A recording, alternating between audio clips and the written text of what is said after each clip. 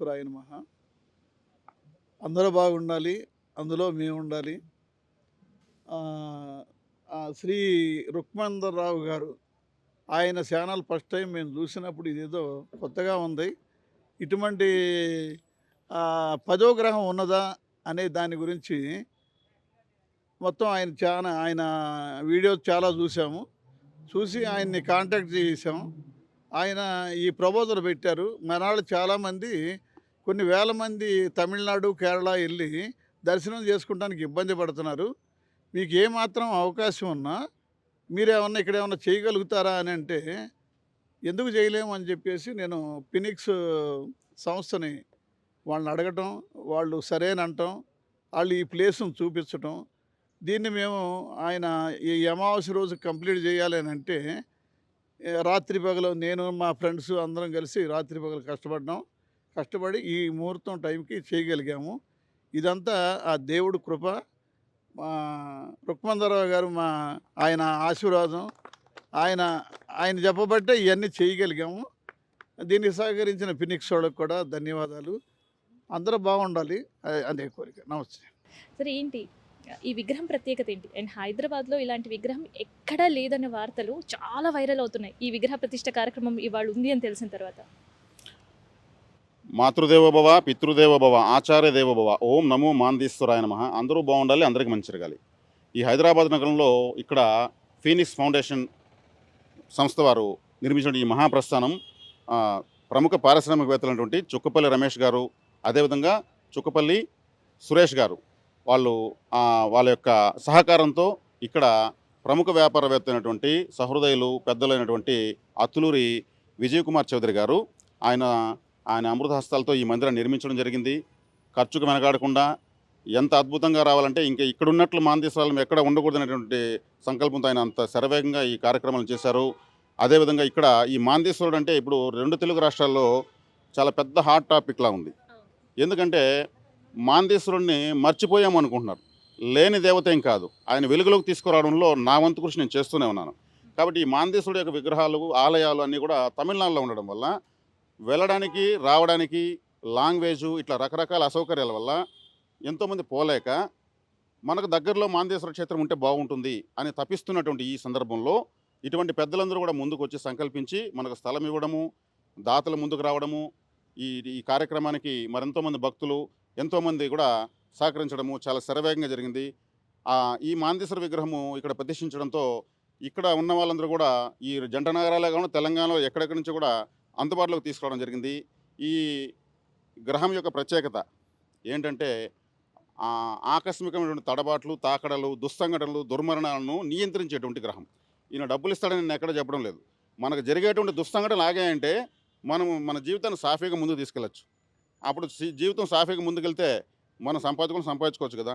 నెల తర్వాత కలెక్టర్ అయ్యే వ్యక్తికి వారం రోజుల తర్వాత మరణం ఉందంటే ఏం ప్రయోజనము? అంటే ఆయుష్ చాలా ఇంపార్టెంట్.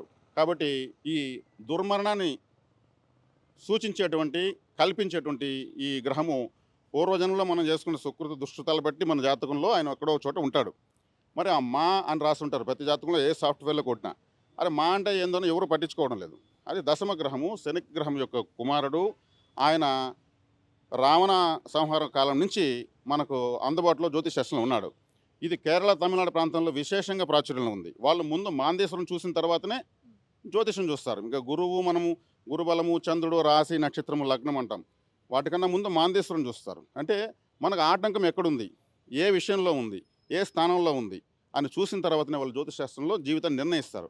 అంత శక్తివంతమైనటువంటి మహత్వ కలిగినటువంటి ఈ యొక్క గ్రహం యొక్క ఆలయము మన జూబ్లీ హిల్స్ వైకుంఠ మహాప్రస్థానం అనేటువంటి ఈ ప్రదేశంలోకి రావడము. అందరికీ ఒక డౌట్ ఉంటుంది. సో మాందేశ్వర ఆలయ తర్వాత విగ్రహ ప్రతిష్ఠ అనేసరికి అందరికి ఇప్పటికే గూగుల్‌లో సెర్చ్ చేస్తున్నారు. కానీ ఈ ప్లేస్‌ని ఎందుకు ఎంచుకున్నారు అనేది? ఈ ప్లేస్ని ఎంచుకోవడం అంటే అది దైవ సంకల్పం. దైవం మానుష రూపేణ అంటే దేవుడు మనిషి రూపంలో ఉంటాడు.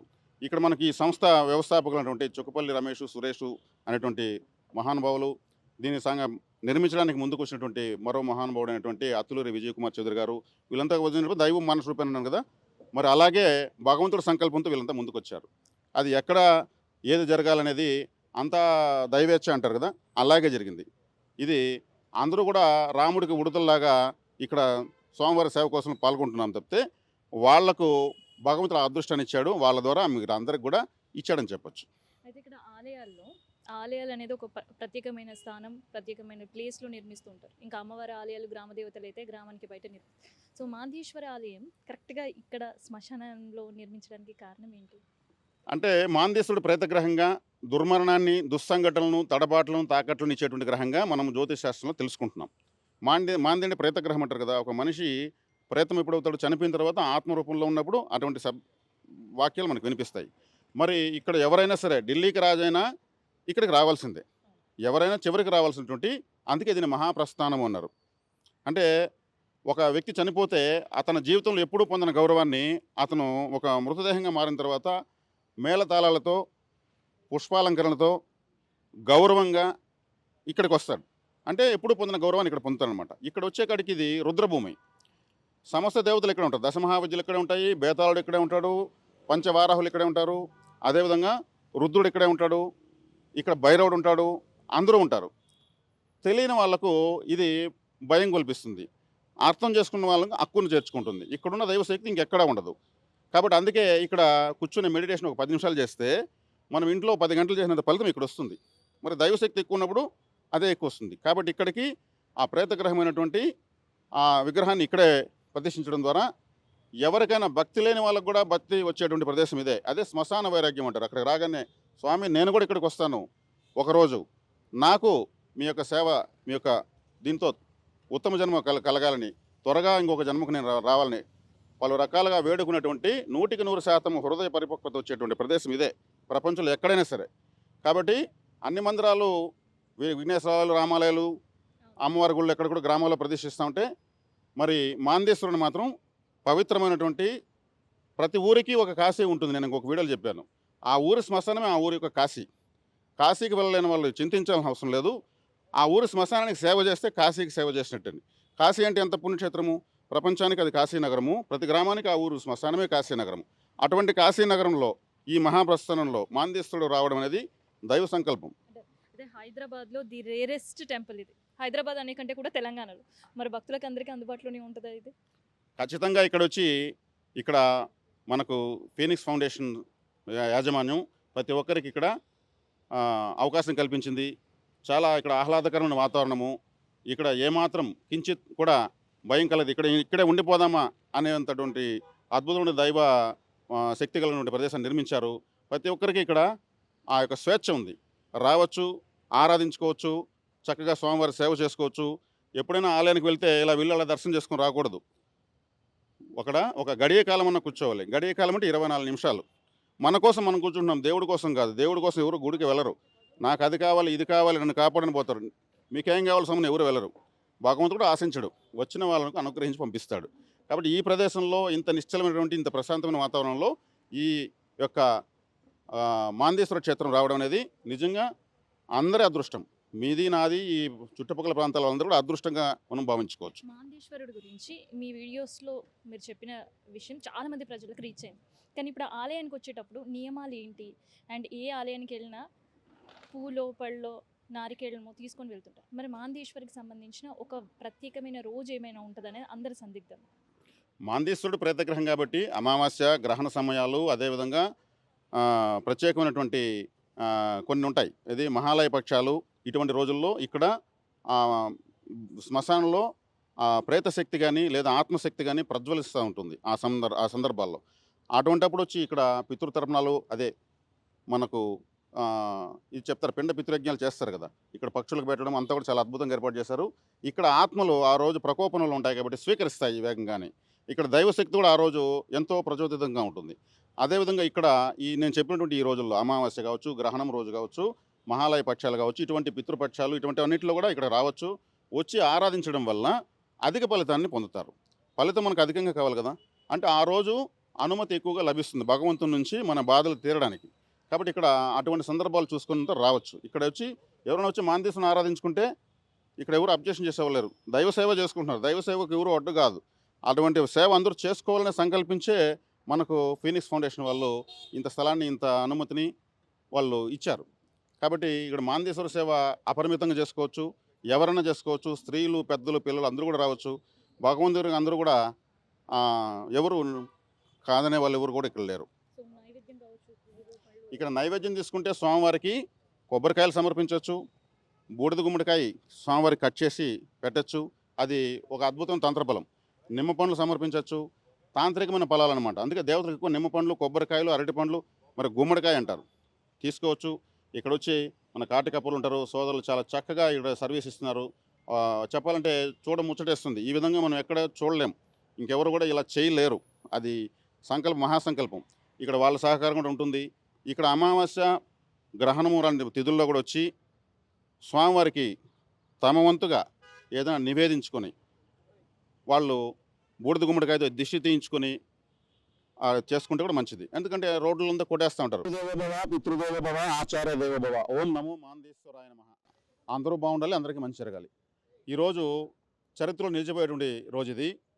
ఇక్కడ మన హైదరాబాద్ మహానగరంలో ఫీనిక్స్ ఫౌండేషన్ వారి యొక్క సహకారంతో పెద్దలు, సహృదయులు అయినటువంటి ప్రముఖ వ్యాపారవేత్తలైనటువంటి అతులూరి విజయ్ కుమార్ చౌదరి గారు, ఆయన వారి అమృత హస్తాలతో సతీ సమేతంగా, కుటుంబ సమేతంగా వచ్చి ఇక్కడ మాందేశ్వర విగ్రహ ప్రతిష్టా కార్యక్రమానికి వాళ్ళు ఎంతో కృషి చేసి చాలా శరవేగంగా ఈ రెండు మహానగరాలకు, జంట మహానగరాలకు మాందేశ్వరుని యొక్క సేవను అందుబాటులోకి తీసుకొచ్చారు. ఇంత అద్భుతంగా జరగడానికి కారకులు మరి భగవంతుడు అవకాశం ఆ పుణ్య దంపతులకు ఇచ్చారు.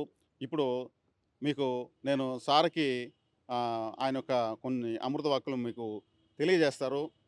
ఎంతో ప్రతిష్టాత్మకమైనది. ఈరోజు అమావాస్య, సూర్యగ్రహణము, వ్యాధిపాదం నామయోగము, ప్రత్యేకమైనటువంటి దినము, చాలా శక్తివంతమైన రోజున ఈరోజు మన సార్ వాళ్ళ అమృత హస్తాలతో ప్రారంభించడం జరిగింది. ఇక్కడ ఎప్పుడైనా ఎల్లవేళలా మాందేశ్వరుని సేవలో ప్రతి ఒక్కరూ పాల్గొనొచ్చు.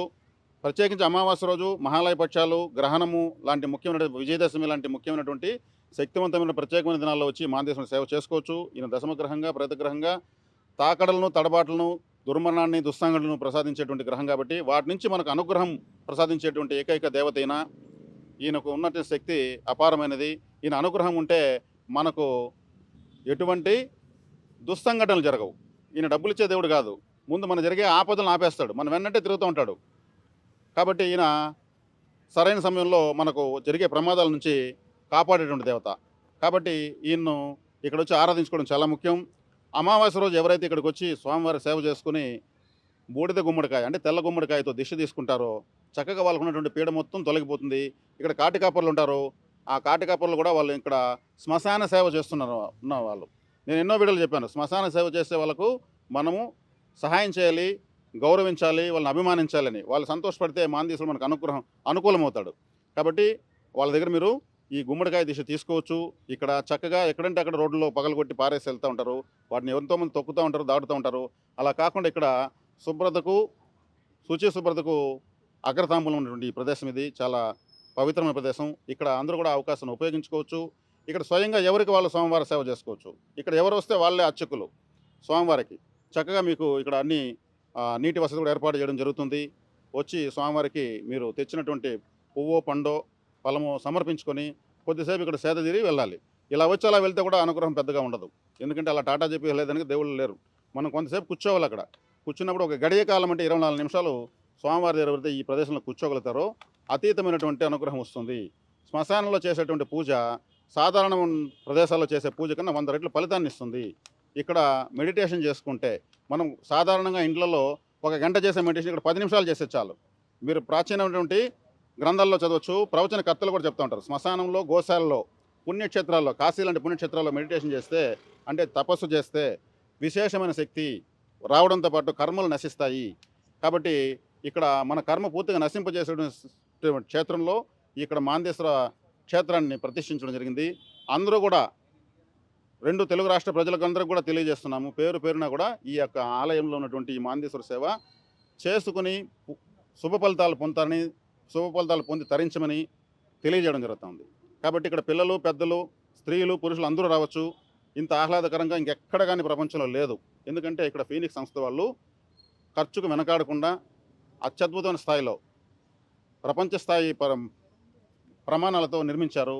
ఇక్కడ మాందేశ్వర విగ్రహాన్ని మన సార్ వాళ్ళు అతులూరి విజయ్ కుమార్ చౌదరి సారు వాళ్ళ పుణ్య దంపతులు వచ్చి, అందున ఇక్కడ ఇంకోటి ముఖ్యంగా విశేషంగా చెప్పాలి, సారు వాళ్ళ మాతృమూర్తి అయినటువంటి శ్రీ లక్ష్మీ పున్నమ్మ గారు, కీర్తిశేషులు శ్రీ లక్ష్మీ పున్నమ్మ గారు, సార్ వాళ్ళ యొక్క శ్రీమతి గారు అయినటువంటి శ్రీమతి చారుమతి, అత్తులూరి చారుమతి అమ్మవారికి దేవి గారికి జ్ఞాపకార్థంగా ఇది నిర్మించారు. వాళ్ళు ఎక్కడున్నా వాళ్ళు పుణ్యలోకాలకు ఖచ్చితంగా వెళ్ళి అన్ని సౌకర్యాలతో ఉత్తమ జన్మలకు వెళ్తారని మాత్రం ఖచ్చితంగా ఈ సందర్భంగా తెలియజేయడం జరుగుతుంది. ఇటువంటి మహత్కార్యాన్ని చేయాలంటే కూడా అందరి వల్ల కాదు, ఆ అదృష్టం అందరికీ రాదు. ఎందుకంటే ఇది ఇప్పుడు మాందేశ్వరుడు అంటే ఈ రెండో తెలుగు రాష్ట్రాల్లో ఒక స్థాయిలో మారుమోగే స్థాయికి ప్రచారం చేసేదానికి భగవంతుడు నాకు అవకాశం ఇచ్చాడు. అదేవిధంగా ఇటువంటి గొప్ప వాళ్ళ యొక్క సహకారాన్ని నాకు భగవంతుడు తీయించాడు. వాళ్ళ ద్వారా కొన్ని వేల లక్షల కోట్ల మందికి రాబోయే రోజుల్లో ఇది 100 సంవత్సరాలైనా క్షీణించిన స్థాయిలో ఆయన నిర్మించారు. అది ఆషామాషి విషయం కాదు, ఎంత చెబితే అంత తక్కువే. ఎందుకంటే ఆయన యొక్క మనస్సు, ఆయన యొక్క హృదయము అంత శుభ్రమైనది, అంత గొప్పగా చేశాడు ఆయన, ఎక్కడ ఏ విషయంలో వెనుకాడకుండా. కాబట్టి అనుక్షణం దగ్గరుండి ఇప్పటి వరకు ఈ నిర్మాణం జరిగింది. ఈ స్వామివారి యొక్క సేవ ఎంత చేసుకుంటే వారు అంత ధన్యులు. కాబట్టి ఈరోజు ఇక్కడికి రాలేకపోయిన వాళ్ళు ఖచ్చితంగా వచ్చి ఎల్లవెల్లా ఆరాధించుకొని స్వామివారి యొక్క కృపకు పాత్రలయ్యి దుస్సంఘటనలకు దూరం అవుతారని. ఎందుకంటే అంతా సంపాదించి అనుభవించే రోజు ఏదో అవుతుంది. వేరే రాష్ట్రాలకు వెళ్ళకుండా పక్క రాష్ట్రాలకు వెళ్ళే అవకాశం లేకుండా, శ్రమకు లోను కాకుండా, ఖర్చులు, భాష ప్రాబ్లము, ఇవన్నిటికి కూడా శాశ్వతంగా పరిష్కారము మన విజయ్ కుమార్ చౌదరి సార్ వాళ్ళు అందరికీ ఏర్పాటు చేశారు. కాబట్టి ఈరోజు వచ్చిన మీడియా మిత్రులు కూడా, వచ్చిన ప్రతి ఛానల్కి కూడా ప్రత్యేకమైన హృదయపూర్వక ధన్యవాదాలు తెలియజేస్తున్నాము. ఈ ఛానల్ ద్వారా చూసినటువంటి ప్రతి ఒక్కరు కూడా ఈ స్వామివారి సేవలు తరించి ఎక్కడో తమిళనాడు, కేరళ ప్రాంతాలకు వెళ్ళే అవసరం లేకుండా స్వామివారి అనుగ్రహాన్ని పొందుతారని ఆశిస్తున్నాము. శుభం.